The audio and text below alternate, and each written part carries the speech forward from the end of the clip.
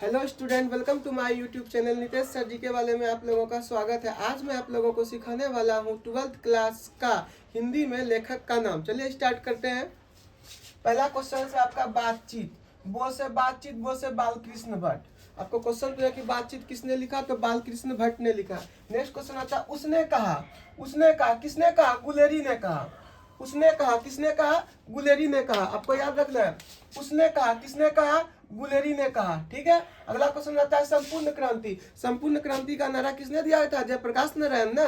संपूर्ण क्रांति का नारा किसने दिया था? जयप्रकाश नारायण जी ने। फिर अगला क्वेश्चन आता है अर्धनारीश्वर। अर्धनारीश्वर मतलब कि आधा शरीर, आधा नारी का आधा पुरुष का। ठीक है। तो अर्धनारीश्वर के लेखक का नाम क्या पूछेगा? दिन और रात। 24 घंटा में आधा दिन आधा रात होता है ना, उसी से अर्धनारीश्वर में आधा पुरुष आधा जेंट्स, तो आधा दिन और आधा रात। उससे याद रखेंगे दिनकर। दिन से क्या याद रखेंगे?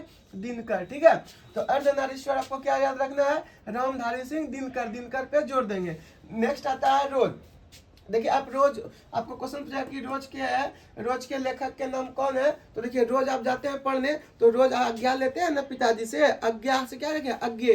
तो रोज आपको क्वेश्चन पूछा कि रोज के शीर्षक लेखक कौन है? तो अज्ञे।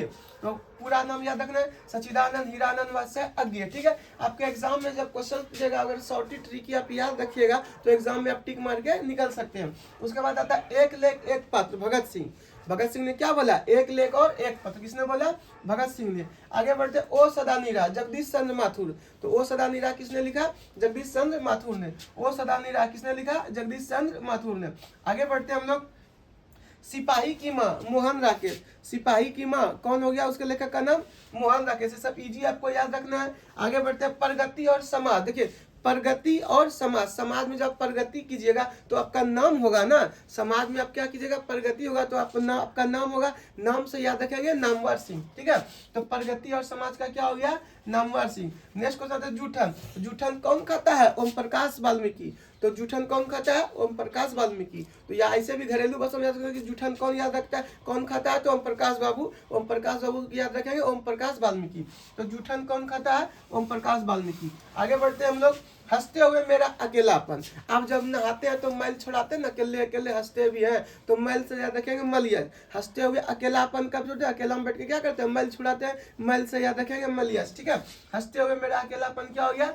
मलियस। आगे बढ़ते हम लोग तिरिस। देखिए सूर्य का जब उदय होता है, उदय मतलब कि सूर्य का जब प्रकाश होता है तो वो तिरछ रोशनी आता है, तिरछा आता है। तो तिरछ, आपको तिरछ का याद रखना क्या?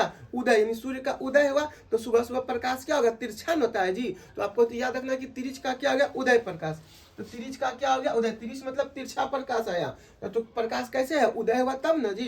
तो आपको याद रखना तिरछ का क्या हो गया? उदय प्रकाश। अगला क्वेश्चन है शिक्षा। देखिए शिक्षा, शिक्षा की देवी हम लोग क्या है? वो सरस्वती माता की मूर्ति का ना पूजा करते हैं। तो शिक्षा जब होगा तब, शिक्षा होगा तब क्या कीजिएगा? मूर्ति का पूजा कीजिएगा। कौन सा मूर्ति? जय कृष्ण मूर्ति। ठीक है। तो आपको याद रखना है तो शिक्षा के लेकर कौन हो गया? जय कृष्ण मूर्ति। ठीक है। आगे बढ़ते हैं। चलो हो गया।